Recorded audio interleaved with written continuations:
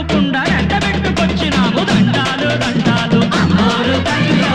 కోటి దండాలు మాయమ్మ తల్లిలో పొట్టేళ్ళు తెచ్చాము అమ్మోరు తల్లిలో పొంగళ్ళు పెట్టాము మాయమ్మ తల్లిలో ఆరగించి మమ్మేలు అమ్మోరు తల్లు